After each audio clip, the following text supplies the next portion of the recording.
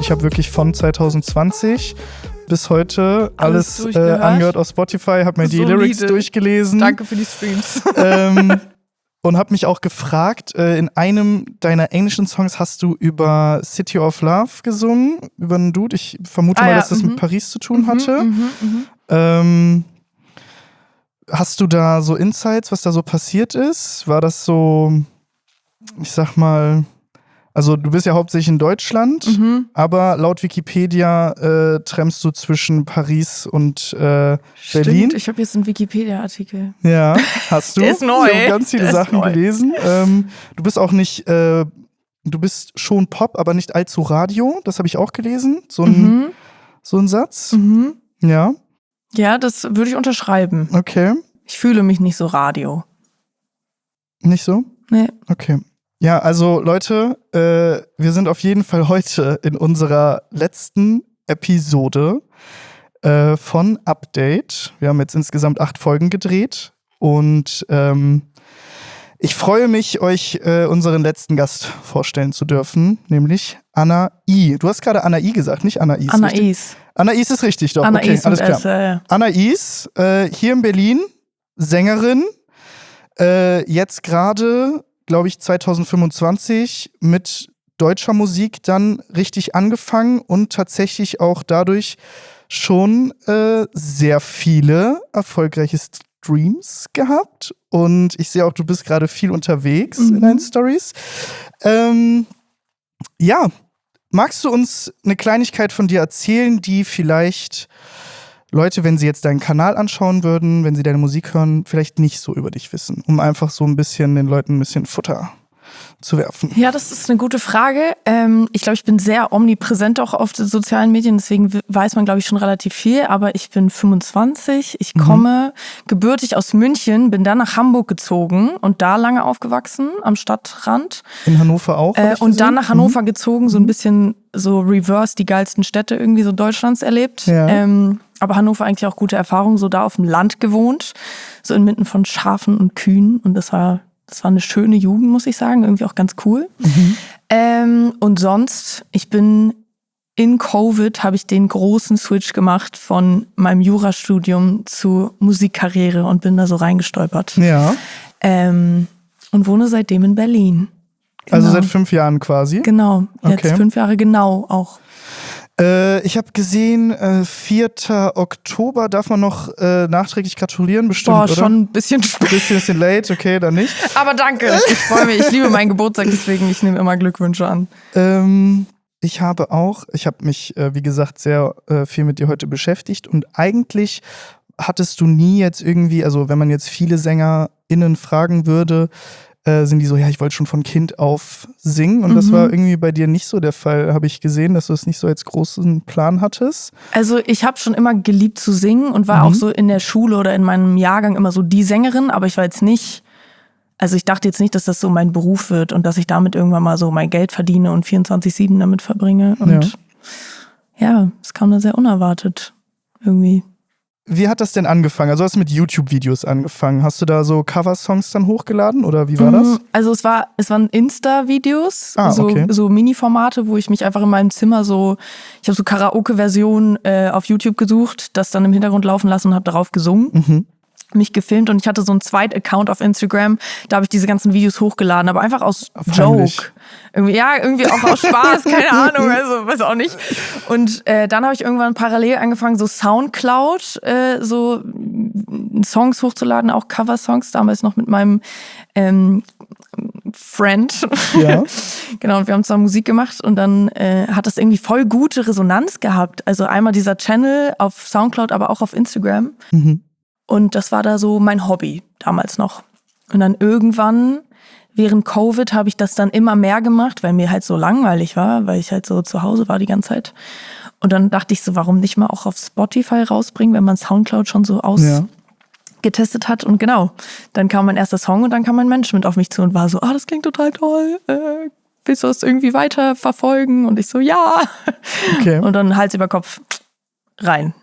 Wie kam der Switch bei dir, dass du gesagt hast, von Englisch auf Deutsch überzugehen? Weil du hast ja jetzt dann schon 4 Jahre hauptsächlich englische Musik gemacht. Was war so der Grund dafür, dass du das geswitcht hast? Das war ein langer Prozess, aber ich hatte so einen sehr prägenden Moment. Und zwar ich habe schon angefangen, für andere Leute so ein bisschen Songwriting zu machen und vorrangig auf Deutsch. So, genau. Und habe da also gemerkt, dass mich das voll berührt, auf Deutsch zu schreiben, weil du Sachen denkst oder fühlst und du schreibst es genauso zu Papier. Ja. Und genauso wird es dann irgendwie gesagt und du musst es nicht irgendwie erst übersetzen, verschachteln, was auch immer. Und das hat mir so gut gefallen, dass ich so mit meinem besten Lieblingsproduzenten ins Studio gegangen bin und meinte, lass mal einfach mal aus Spaß jetzt auch mal für mich was auf Deutsch machen. Und dann ist ein Song über meinen Opa entstanden, der kurz davor gestorben ist. Und es hat mich so berührt, diese Demo dann im Nachhinein zu hören, als sie fertig war, dass ich wirklich so hart heulen musste. Und das hat, glaube ich, so ein englischer Song davor noch nie mit mir gemacht. Also, dass ich so den Eindruck hatte, das ist mir so nah, dass ich weinen muss. Man sagt ja auch, dass man so in verschiedensten Sprachen, also ich glaube, du sprichst Englisch, Französisch und Deutsch, dass man da einfach auch so verschiedene Persönlichkeiten einfach hat. Voll. Und wenn das so deine Muttersprache ist, sage ich jetzt mal Deutsch, dann macht das ja schon Sinn, dass da auch mehr Emotionen mit drin sind. Ja. Ich muss tatsächlich sagen, Kommst du mich trösten? Sehr starke Message. Danke. Also ich habe es heute gehört und musste auch tatsächlich 1, 2 Tränen. Oh, wirklich? Ja, doch schon. Ich finde, was du gerade gesagt hast, dieses Emotionen mit reinzubringen, das liegt dir auf jeden Fall im deutschen Bereich, so als du ich traue mich Sachen, die du dich nicht traust oder sowas in die Richtung, hast du glaube ich, gesungen. Ja. Und für mich dieses Jahr, also 2025, glaube ich, so das erste Mal, dass ich mich auch so ein bisschen mit meinem inneren Kind beschäftige und so in vielen Situationen merke, dass das präsent sein möchte und dieses in den Arm nehmen und zusprechen und so, das konnte ich krass relaten. Deswegen, also kann ich dir nur zustimmen. Du bist auf jeden Fall in der Lage, da gute und intensive Gefühle mit reinzubringen. Ja. Aber wenn du sagst, so, dass dass dein inneres Kind so hochkommt, sind das so bestimmte Situationen? Weil, also dieses Jahr, wie alt bist du? Ich bin jetzt 26. Okay. Weil ich habe den Eindruck, manchmal äußert sich das schon so vorher, vor allem in dieser Phase von so 20, 21, wo man gerade so auszieht und so und dann erst richtig merkt, okay, krass, also.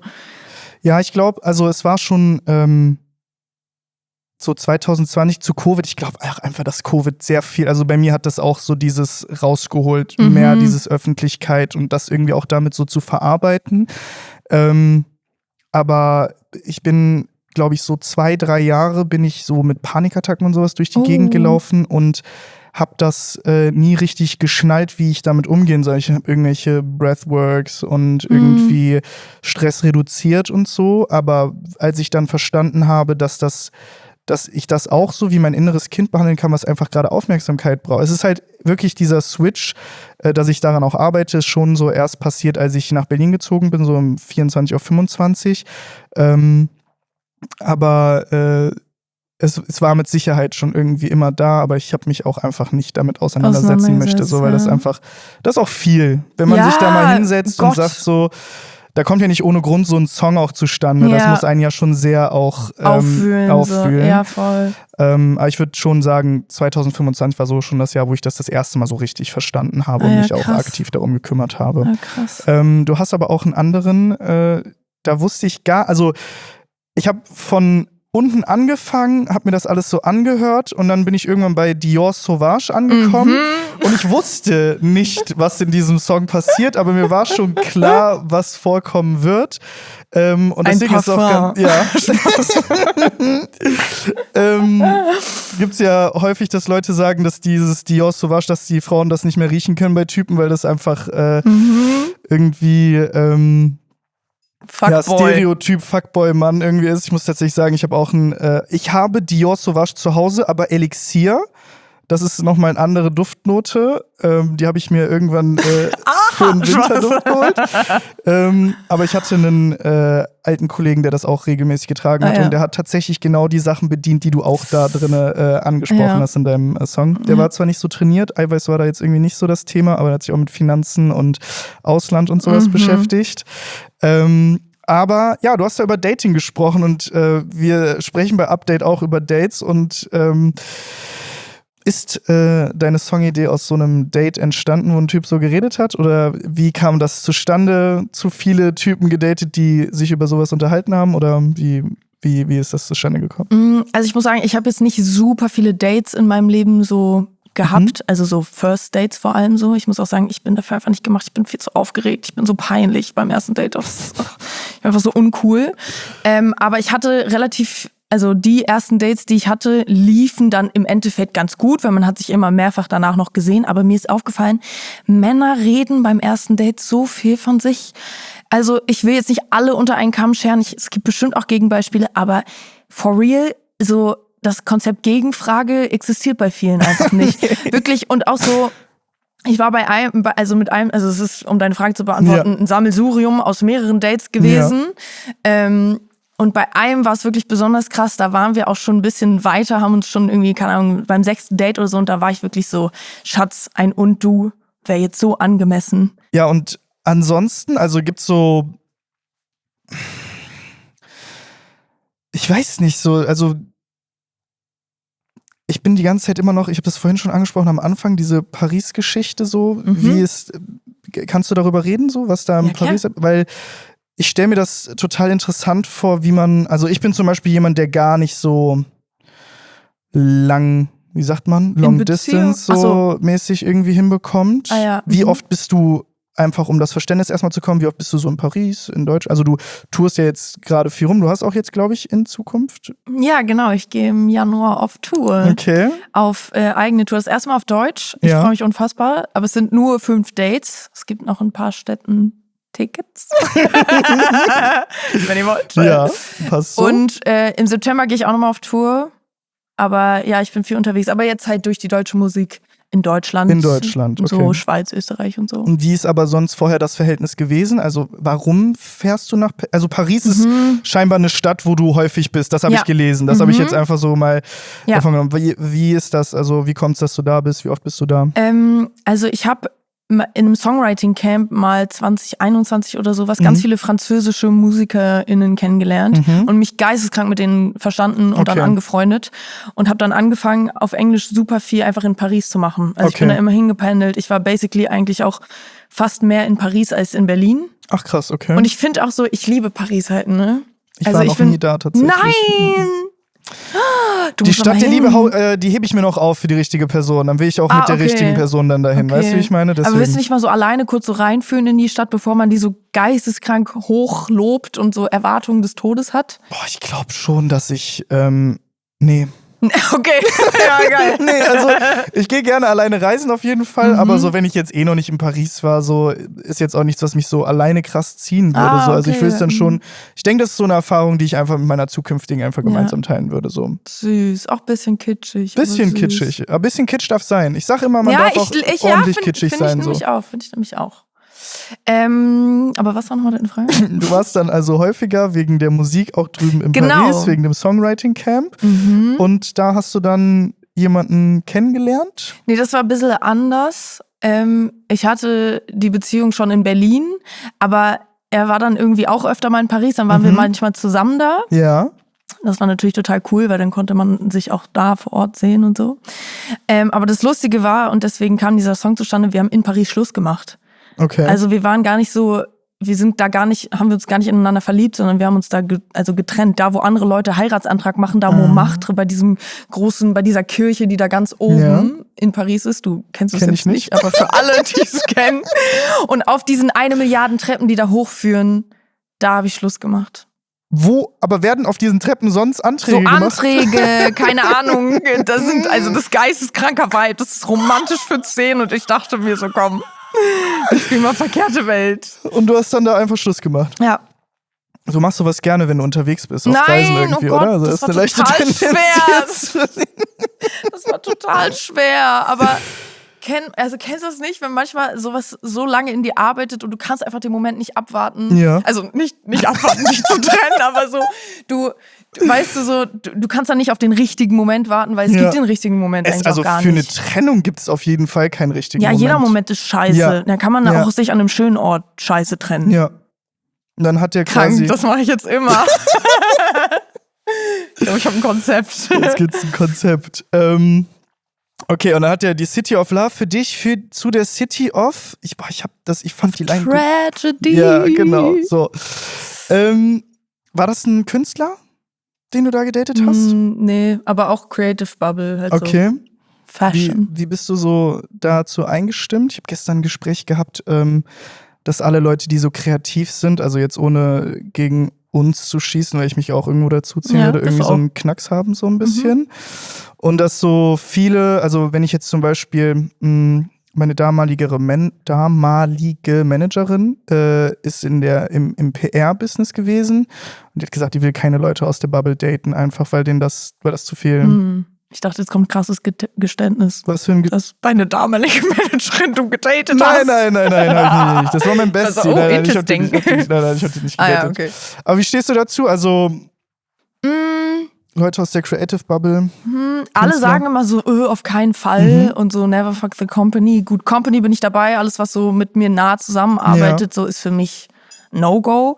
Aber ich finde so, man bewegt sich in so einer kreativen Bubble. Ich finde es voll nice, wenn man sich auf Events kennenlernt oder sonst irgendwas. Also warum dann nicht auch daten? Und ich glaube, man hat bei vielen Sachen einen ähnlichen Mindset. Und ich muss sagen, ich glaube auch alle Beziehungen, die ich geführt habe und Dating-Stories sind immer, in irgendeinem Rahmen waren die in so einer Creative Bubble unterwegs. Ja. Nicht direkt Musik, aber ich glaube, ich habe noch nie eine gegenteilige Erfahrung gemacht. Man teilt halt so ein bisschen dieselbe Realität. Das ist und wichtig, auch dieses Unstrukturierte. Weißt du, so, man hat nicht einen Job, wo man morgens erscheinen muss, sondern muss sich die Struktur so selber ein bisschen erarbeiten. Da ist auf jeden Fall mehr Verständnis da, ja, das kann ich schon sagen. Aber ich check auch die Leute, die sagen, sie wollen das nicht, weil dann nicht so Egos aneinander reiben so oder so aneinander, ne? Würdest du sagen, du hast ein großes Ego? Schon. Ja? Ja.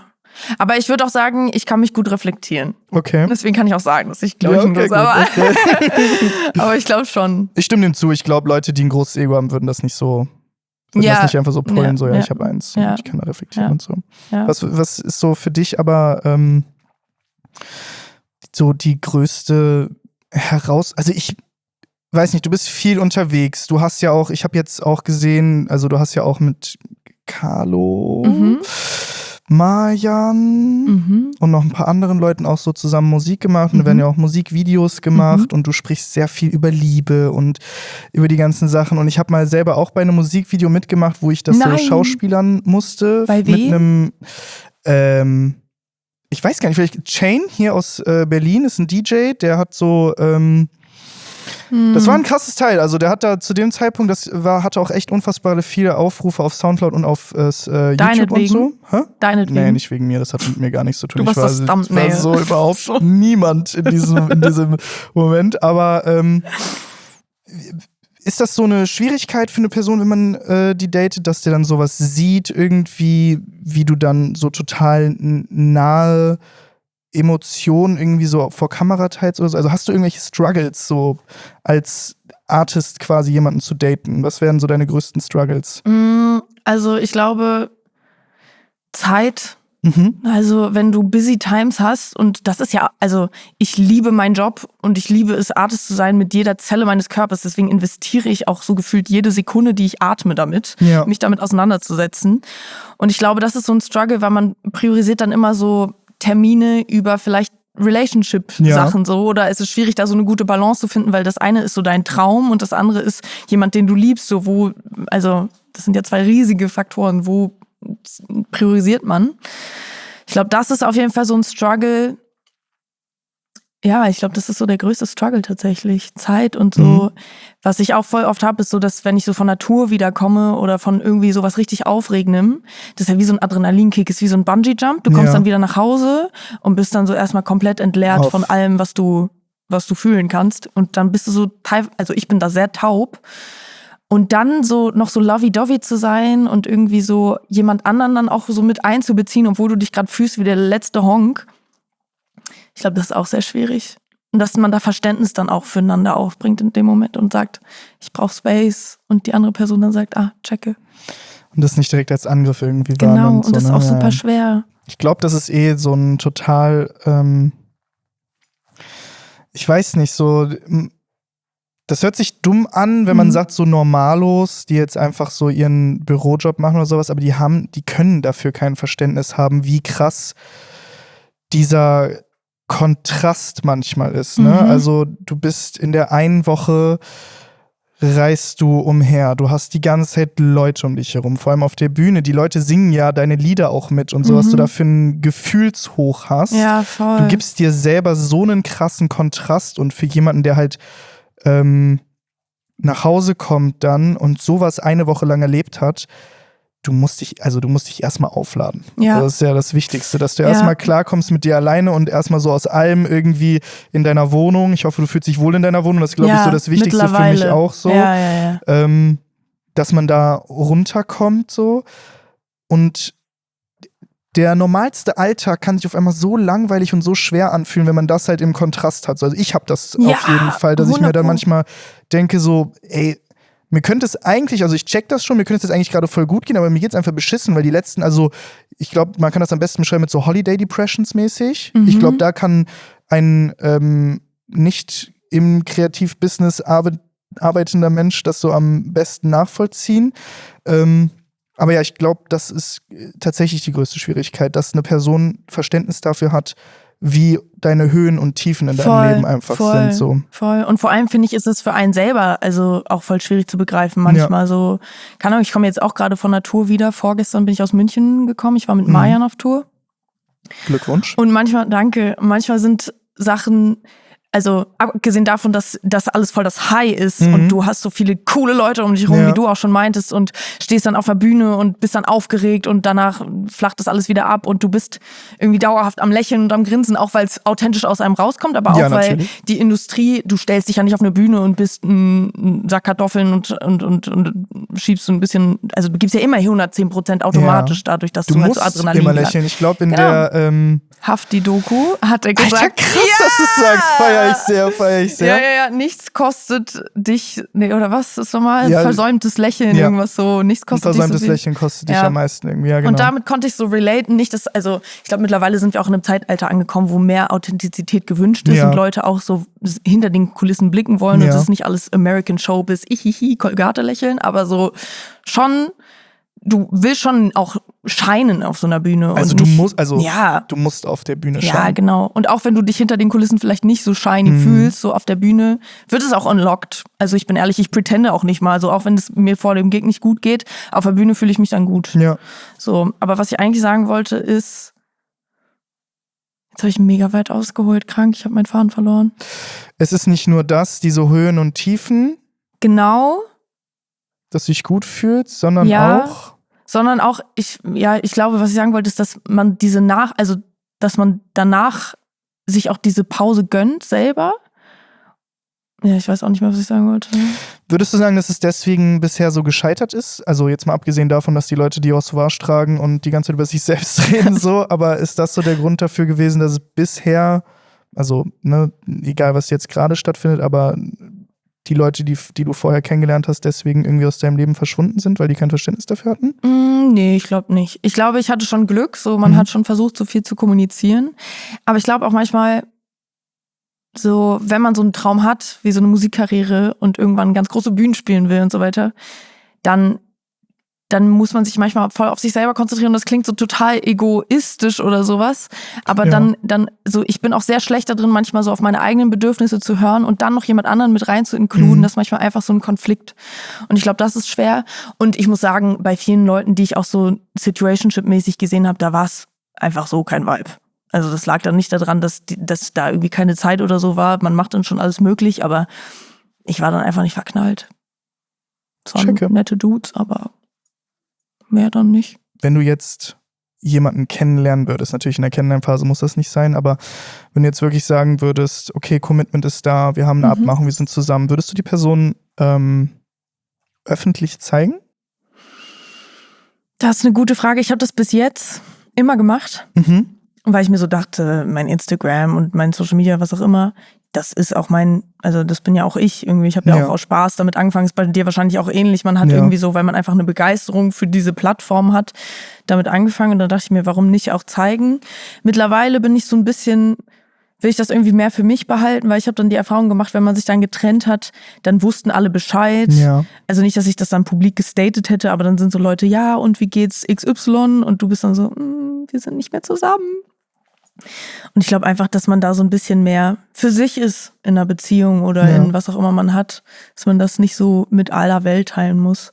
Aber ich finde es eigentlich schon immer cool, eigentlich auch so Fotos mit denen oder so hochzuladen. Safe, du hast ja auch eine coole Ästhetik, sag ich jetzt mal, auf deiner Instagram-Page. Da würde das auch mit Sicherheit auch gut passen. Ja. So. Ich frage nur, weil ich, wenn ich mir jetzt so deine Songs und sowas an, das sind halt schon, also da sind schon sehr tiefe Gedanken und wenn ich mir das anhöre, dann habe ich schon das Gefühl, einfach so vom Look and Feel ist das eine Single-Frau, die das singt, so, ne? Also die halt darüber nachdenkt. Ob das vielleicht, ich weiß nicht, ob dann, also wir hatten ja darüber gesprochen, über diesen Vogue-Artikel, dass wir uns darüber ein bisschen so diese Boyfriend zu haben ist uncool und sowas. Das ist ja auch etwas, wo so vor allem in so einer Künstlerebene das Image von so einer Independent-Frau einfach auch eine große Rolle spielt. So. Ja. Ob es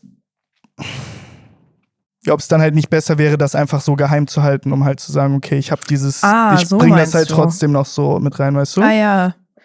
Interessanter Take ist bei mir jetzt de facto nicht so. Ich kann mir vorstellen, dass bei so einer Sabrina Carpenter oder so diese großen Popstars, die so auch dafür stehen, dass sie so Independent Women sind und sich auch so ein bisschen über Männer lustig machen, wie sie, dass sie das dann mit Absicht geheim halten würde.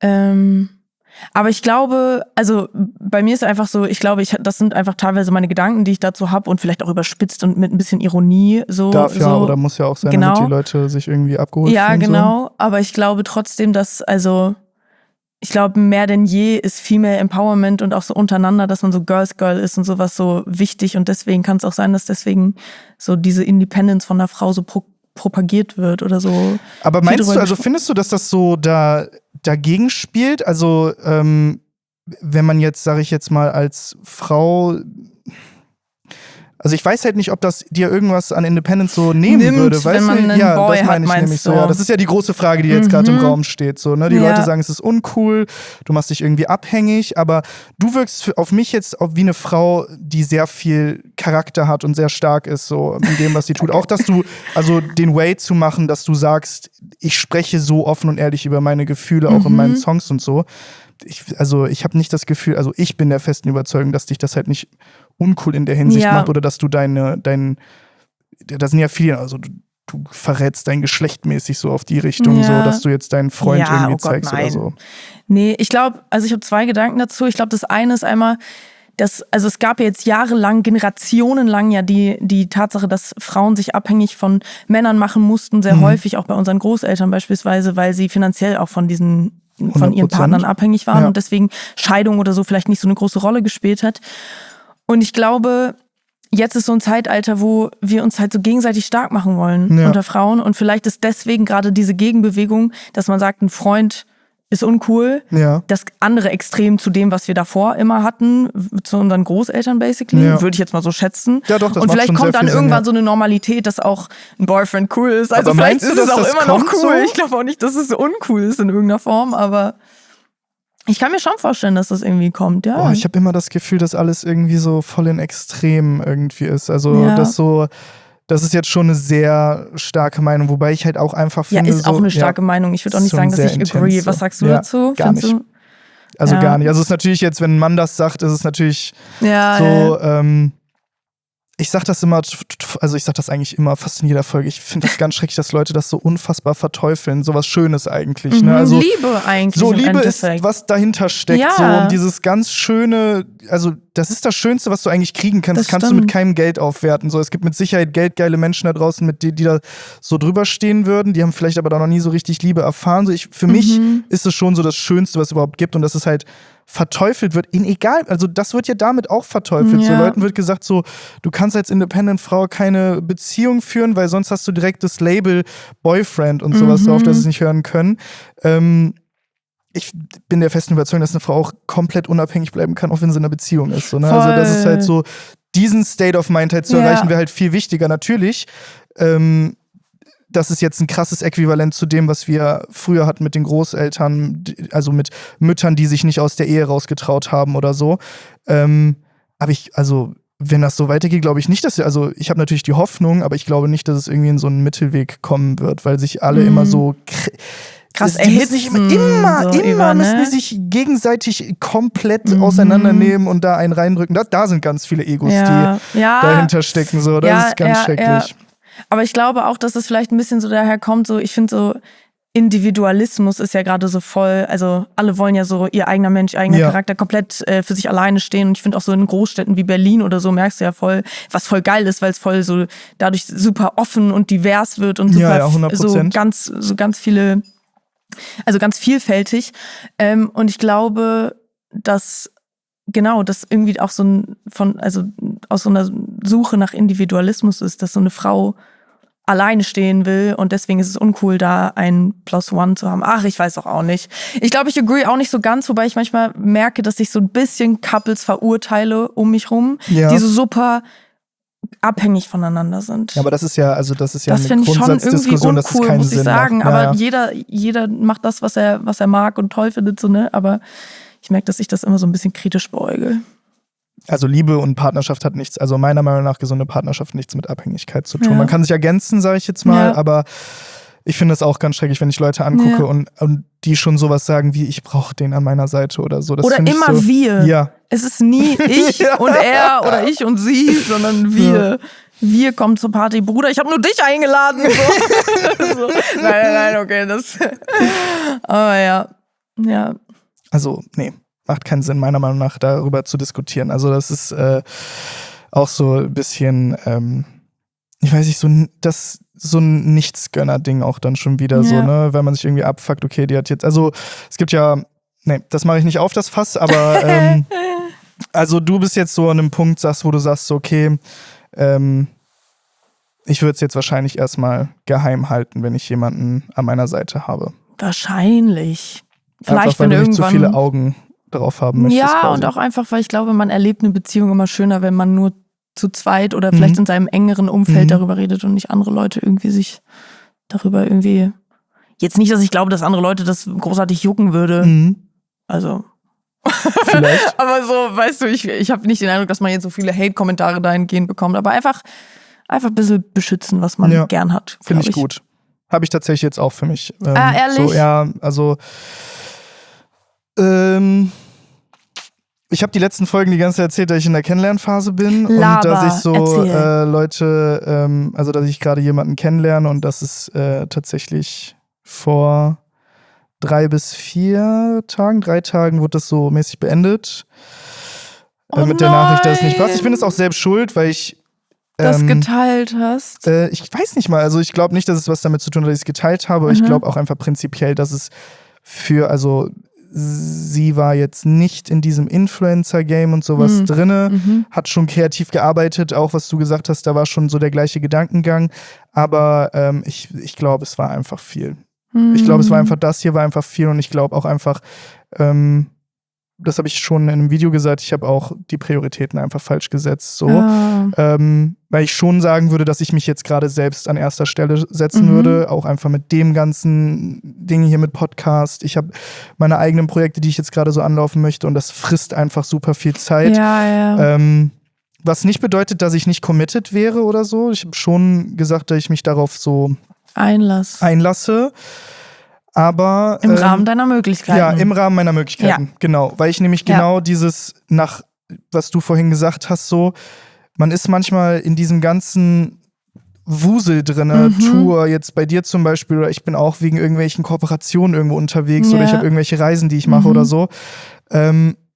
Und in solchen Momenten, wo so viel Stress ist, verschwimmen die Grenzen immer voll krass. Also auch die eigenen Grenzen. Ja, voll. Und dann achtet man sich irgendwie kaum sehr. Und das will ich nicht, dass meine eventuelle Beziehung mit sowas dann startet, wo es dann voll schwierig ist, im Nachgang diese Grenzen wieder hochzuziehen. Ja, so, ich will die direkt von Anfang an klar machen. Habe ich getan. Und ist nicht gut. Nee, hat nicht geklappt. Aber ist auch nicht so, also war trotzdem total schön. Ich denke, die Leute, die das hier verfolgen, wissen, dass ich immer relativ positiv, also nicht relativ, sondern nur positiv darüber gesprochen habe und das waren die Learnings, die ich gezogen habe. Oh Mann. Aber ich würde, glaube ich, in Zukunft auch vermeiden, dann darüber zu reden. Einfach, weil ich auch ein bisschen abergläubisch bin und denke, dass da ein paar Leute Auge gemacht haben. Und das wirklich? Bisschen, ja, safe, ja. Okay. Oh Mann, aber es tut mir leid, das ist ja voll recent. Passiert. Was soll man tun? Ich finde, das habe ich halt auch gesagt, so, wenn das alles zu viel ist mit Social Media und sowas, weil ich ja offensichtlich über Dating spreche und eine Person, weil das ist nämlich, das stelle ich mir auch schwierig vor, wenn du jetzt zum Beispiel gerade an einem Song schreibst, du bist ja involved in dieses Ding, so, du hast ja so ein bisschen, irgendwas geht ja durch deinen Kopf. Total und als viel Person, wenn ich dich jetzt kennenlernen würde und du irgendwie so einen Song machen würdest, wo du erzählst, ja, du hörst mich nicht,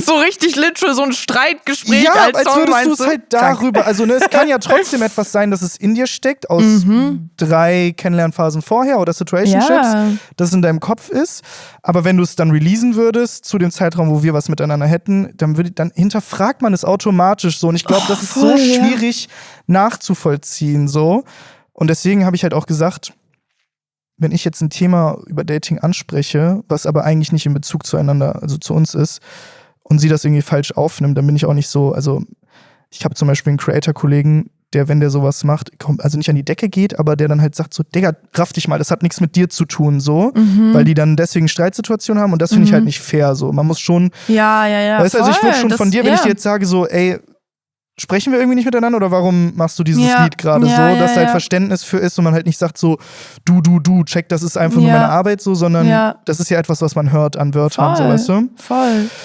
Ja. Voll, ist ja auch voll sensibel. Also wenn ich mir jetzt vorstelle, ich bin mit einem Artist zusammen und der bringt jetzt einen Liebessong über seine Ex-Freundin raus und heult da, oh Gott, du bist die Tollste. Und ich bin da so, geil, Bro. So klar tut es einem weh, aber ich glaube, man muss dann halt offen drüber reden so und vielleicht nicht erst dann rausfinden, wenn der Song released ist, sondern schon im Vorhinein vielleicht so ein bisschen dran gearbeitet haben oder so. Ja, das ist natürlich schwierig. Also natürlich habe ich auch manchmal Songs geschrieben und war so unzufrieden mit einer Situation, aber habe mich davor nicht getraut, meinem Dating-Partner das zu sagen. Und dann liegt der Song halt in deiner Demo-Liste und die Person könnte das jeden Moment anklicken, weil sie den Link halt auch hat. Ist halt schwierig, aber deswegen macht man ja auch irgendwie Kunst so und man kann auch aus dem Streit danach auch Kreativität rausschöpfen. 100%, ist doch so. Ja, aber Irgendwann es bist klingt du halt immer so, als würde man es anfachen. Ja. So, das ist ja nicht so, aber ja, ist sehr sensibel auf jeden Fall, sobald man das in die Öffentlichkeit trägt. Ja. Würdest du sagen, dass du da so auch so ein kleiner Teil in dir so versteckte Messages jetzt an diese Person schicken möchtest? Oder ist es eher für dich so, wo du, also meintest jetzt gerade, dann habe ich mich nicht getraut, das zu sagen, aber man hat dann trotzdem dieses so, vielleicht rafft die Person das jetzt oder so? Mit dem Song dann? Ja. Nee, gar nicht, tatsächlich. Ich habe dann einfach nur, ich merke dann, das ist wie so ein beklemmendes Gefühl in meiner Brust und ich habe das Gefühl, ich sitze jetzt im Studio, ich kann Laien loslassen und das tun, was ich liebe, dann verpacke ich dieses Thema da rein und dann ist es wie so ein Verarbeiten. Wie so eine Form von Therapie. Das aber klingt nicht auch so total an die kitschig. Person. Okay, genau, klar. Ja, es ist nicht an die Person. Ich mach's für mich, weißt du? Okay. Deswegen, ja. Hast du neben einem Yoga-Lehrer am Arsch der Welt gelegen? Oder lag er neben dir? Nein. Ich habe heute alles gehört. Nein, das war Kopfkino. Okay. Aber wie krank wäre es einfach? Weiß ich nicht, keine Ahnung. Also deswegen habe ich gefragt. So ein Yoga-Lehrer, so ein beweglicher, schon krank. Kann schon was, ne? Also weiß ich nicht. I never experienced it. Hast du schon mal Yoga gemacht? Ich mache sehr viel Yoga. Okay. Du? Ich habe jetzt mit Pilates angefangen. Oh, krass. Ja. So Kurse oder selber? Hier im Gebäude ist so ein Ding, wo ich hingegangen bin, das erste Mal. Reformer Pilates mit so Schienen auch. Okay, direkt mit Maschine. Hat mich komplett geknallt. Ist anstrengend, ne? Ich hatte den krankesten Arschmuskelkater, den man sich vorstellen kann, wirklich. Also ich konnte gar nicht mehr gehen. Also alles hier so im Core-Bereich war so richtig so. Ja, ganz angespannt. Aber ich finde Muskelkater auch richtig geil. Ich liebe, vorhin auch mit einer Freundin drüber geredet, wenn ein Workout mir nicht das Gefühl von Muskelerschöpfung oder so mich ausgepowert zu haben, dann ist das nix für mich. Ja. habe so eine Hassliebe zu Muskelkater, weil das knockt mich dann irgendwie aus für so einen Tag oder zwei. Und ich bin schon jemand, der ich so viel splitte auch und dann, wenn ich so eine Übung mache und das auf der einen Seite so krass wehtut und auf der anderen, egal. Muskelkater ist eine Hassliebe. Also ja. Wir haben tatsächlich, Stand jetzt, schon so knapp 40 Minuten geredet und was hier immer ganz wichtig ist, wir haben heute leider keine Kommentare, die wir irgendwie mit reinbringen für Community. Das ist immer so, wir machen immer so Community-Kommentare und wir haben aber immer noch was anderes, nämlich den Up-Moment. Ich glaube, wir haben im Vibe-Call schon mal drüber gesprochen, so dieser symbolische Biss in dem Pickup, wo du wieder so das Gefühl hattest, Sachen zu machen, die dich vorher nicht getraut hast. Und wir finden das immer ganz motivierend, so für die Community einfach denen auch ein bisschen Stärke zu geben. Es sind mit Sicherheit auch, das unterschätzt man manchmal, wer alles die Videos sieht. Vielleicht sind hier gerade Leute dabei, die auch ihre Musikkarriere starten möchten. Ich glaube auch, dass du an sich eine krasse Vorbildperson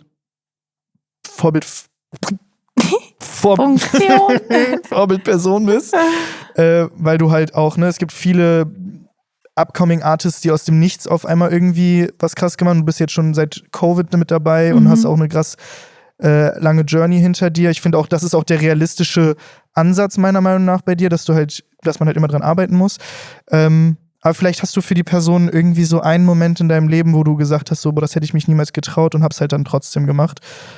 Genau. Boah, in meinem Leben, ja. Also ich würde schon sagen, ich versuche jeden Tag mich irgendwas zu trauen, was ich vorher vielleicht nicht gemacht habe. Ich bin, glaube ich, so vom Mindset jemand, der sich so gerne so pusht. Aber ich glaube, eine Sache, die dieses Jahr so für mich so neu war, ist, dass ich komplett alleine verreist bin an meinen Lieblingsort, wo ich bis jetzt immer nur mit anderen Leuten, Familie, Freunde und so weiter war. Und ich bin eigentlich gar nicht so eine Solo-Travelerin. Ich muss sagen, ich habe da sehr Respekt vor. Ich weiß auch nicht warum, vielleicht weil ich von meiner Mom irgendwie mitbekommen habe, bist vorsichtig, du weißt nicht, es ist ein anderes Land oder pass auf dich auf, ne, du kennst dich nicht aus. Und ich bin dann einfach Hals über Kopf für ein Wochenende allein nach Südfrankreich geflogen. Und es war mega geil. Ich habe mir so ein eigenes kleines Airbnb geholt, habe da gechillt, so war am Strand. Und es war voll cool, weil so deine Routinen an einem anderen Ort oder an so einem Urlaubsort neu zu entdecken. Weil normalerweise ist immer so, ach, wollen wir essen gehen? Und dann macht man zusammen den Kompromiss und geht dann da essen. Ja. Und sowas einfach, ich hab Bock, mir was zu holen. Ich hole mir was. Ja. Ich gehe an den Strand. Alles klar, kein Bock mehr auf den Strand. Ich gehe jetzt einfach. Man muss nichts kommunizieren. Das war krank. Ich glaube, das war so mein Up-Moment dieses Jahr, dass ich so merke, ich kann gut alleine und gut alleine auch am Arsch der Welt sein. So. Ich finde das geil, weil so viel, also Kanao hat es, glaube ich, auch gesagt. Ich weiß nicht, ob noch wer anders darüber gesprochen hat. Jules hat es mit einem Umziehen gehabt. 2025 irgendwie ein Jahr für Leute, wo die so gelernt haben, irgendwie alleine mit sich selbst gut klarzukommen. Und ich glaube, das ist auch jetzt so wir haben letzte Folge drüber gesprochen, für so die Winterzeit auch ganz wichtig, dass Leute aufhören müssen, so Angst davor zu haben, alleine zu sein. Vor allem jetzt, glaub mir, ich habe es nämlich auch dieses Jahr das erste Mal gemacht und danach war ich auch, also ich war 4 Tage am Gardasee, das erste Mal in Italien alleine. Und ich fand das so geil, dass ich mich vor 2 Monaten für 8 Tage in Wien quasi eingesperrt habe. So mäßig. Eingesperrt? Ja, nicht eingesperrt, aber ich war auch alleine so und das ist geil. Ich liebe das, alleine zu sein, weil du auch einfach so viel für dich selbst sortieren kannst. Es ist immer erstmal ein bisschen awkward so. Es ist mega awkward. Es ist wie so ein komisches Date am Anfang, so, wenn man so schüchtern ist. So. Ja. Ja, sorry. Ich finde, das ist ein geiles, das ist halt wie ein Date mit dir selbst und viele Leute sind ja auch wie du schon gesagt hast, auch vor Dates so aufgeregt. Ja. Aber man lernt sich selbst einfach ganz anders kennen, wenn du mal mit dir alleine so bist. Ich finde, das ist ein schöner Ab-Moment. Hast du schon was geplant, wo du als nächstes hingehen möchtest? Noch nicht. Ich bin immer sehr spontan, was das angeht. Wo bist du in Südfrankreich da unterwegs? Also an der Côte d'Azur. Also letztes Mal war ich in Cannes. Aber ich muss sagen, ich mag auch so die kleineren Dörfchen ein bisschen mehr. So und um die Ecke von Marseille bin ich auch öfter mal. Okay. Also ganz cute. Frankreich ist bei mir auch auf der Karte noch. Das werde ich auf jeden Fall auch. Warst du da schon mal? Ich war in Straßburg. Warst du da bei dem Parlament oder so? Wir haben da so ein in der, wann war das? Französisch Kurs. It's giving Französischunterricht. Französisch, so Jugendherberge und dann auch in der straßburgerischen Schule gewesen. Und ich hatte mal so inzwischen halt in Lyon und in Paris, weil ich mit dem Zug daher gefahren bin. Aber So Südküste Frankreich ist, glaube ich, auch noch was. Ich glaube, du würdest es lieben. Es ist wirklich so cool. Das ist auch ein bisschen mein Vibe tatsächlich. Also ich fühl's also wenn ich das so sehe, dann denke ich mir so, ich muss da sein. So, ihr seid noch nicht komplett ohne mich. Ich muss auch noch mit da. Ich muss auch noch in dieses Bild rein. Ich fehle im Stadtbild.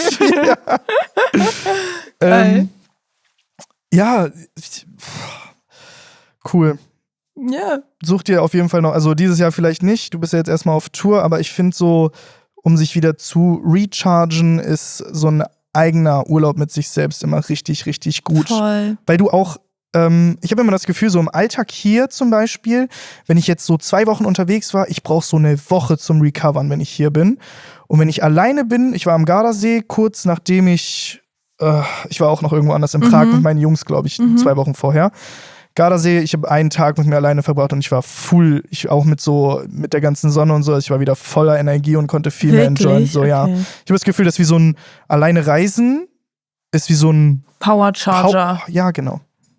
Ja, diese Schnellladekabel. Ja, genau. Ja. Echt, ich finde so, also ich würde, glaube ich, ja sagen, wenn ich es wirklich krank romantisieren würde, aber ich habe immer noch ein bisschen Struggles mit meinem Kopf alleine. Also du meinst ja vorhin, dass es beängstigend ist und ich glaube, wenn ich so einen Tag alleine bin, so bei mir, ich gehe dann komplett locker. Also ich kann da teilweise so so Gedankenspiralen gehen. Natürlich, wenn ich von einem coolen Event oder von etwas Coolem komme, dann bin ich so positiv erschöpft und kann dann rechargen. Ja. Aber so wenn es irgendwie so viele Sachen zu tun gibt und ich bin dann alleine so einen Tag, dann kann ich schnell so das ist irgendwie geil. Overthinken, ja. Ich finde das eigentlich voll interessant, was du so für Möglichkeiten hast, in deinem Kopf so zu finden. Ja, das ist so krass. Und auch nicht nur Möglichkeiten in deinem Kopf zu finden, sondern auch festzustellen, du hast einfach fucking free will. Ja. Du könntest auch sagen, ich habe gerade keine Lust, darüber nachzudenken, aber dann denkt man trotzdem drüber nach. Aber weißt du, was ich meine? Du kannst aber dann... Nee, ich finde das ganz toll. Ich liebe das, wenn ich so Gedankenexperimente in meinem Kopf durchmache. Ich lag wirklich am Gardasee, da an meinem Pool in diesem Hotel und ich habe wirklich an die verrückteste Scheiße gedacht, wo ich auch so hing. Ich lag so da und war so, kann das jetzt einfach mal aufhören?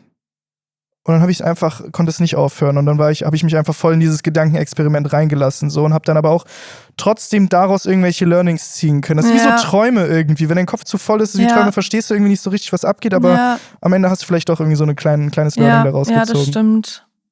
Keine Angst davor haben, wirklich. Ja, das stimmt. Warum auch? Das bedroht dich ja nicht. Also, nee, überhaupt nicht. Also es gibt mit Sicherheit Sachen, genau. Aber so bei mir jetzt so ist es so die Bedrohung mache ich selber in meinem. Ja, however, auf jeden Fall, ich finde das gut, du hast recht. Viel Schwaflerei jetzt hier noch am Ende, sorry. Blablabla. Ich bin auf jeden Fall sehr, sehr dankbar, dass du hier heute zu Gast warst. Ja, ich freue mich auch. Falls du noch irgendwas sagen möchtest zu unserer Community, zu den Leuten, die hier das Ganze gerade zuschauen, nimm dir deinen Moment, das ist jetzt deine Bühne. Du kannst gerne noch was mitteilen, falls dir was auf dem Herzen liegt. Ich singe jetzt was, das ist meine Bühne. Spaß, nein. Ja, also ich freue mich auch erstens, hier gewesen zu sein. Ganz toll, es war mein 2. Podcast. Ganz toll. Hast du super gemeistert. Dankeschön. Und was ich noch sagen würde, ist, dass ich gehe Ende Januar auf Tour. Da hatte ich ja vorhin schon erwähnt, aber wirklich, bei Gott, es wird ganz, ganz toll. Wir haben richtig coole Sachen geplant. Ich bin mit einer Band. Wir machen da Minimum 1,5 Stunden voll Action an Show. Ihr werdet es nicht bereuen. Ich habe ganz tolle Support-Acts, also holt euch ein Ticket. Ich freue mich. Sehr schön. Ja, und Leute, ich verabschiede euch dann auch erstmal hier. Das war heute die letzte Folge von Update. Ich gebe ein riesengroßes Dankeschön erstmal an Pickup raus, dass ihr mir die Möglichkeit gegeben habt, so eine Erfahrung machen zu dürfen. Ganz großes Dankeschön an dich und auch an alle anderen Gäste, die hier vorher gesessen haben. Es hat mir unfassbar viel Spaß gemacht, mit euch zu reden. Den einen oder anderen werde ich auch privat auf jeden Fall noch sehen und vielleicht ein paar Projekte umsetzen. Es hat mir unfassbar viel Spaß gemacht. Ich hoffe, ihr konntet das alle genießen und hört die ganzen Sachen jetzt auch nochmal während der Winterpause, weil wir gehen jetzt rein in die Winterpause. Wir machen hier erstmal einen Cut. Und ja, das war einfach Episode 8 von Update, von Pickup. Und ich wünsche euch allen einen wunderschönes Restjahr. Ich hoffe, ihr feiert schön die Feiertage mit euren Eltern, Familie, Freunde, whatever, mit eurer Situationship. Guckt ihr zusammen Kevin allein zu Hause. Und ich hoffe, ihr kommt einfach alle gut ins neue Jahr. Und würde ich einfach mal sagen, bis dann, ne? Und ciao. Tschüssi.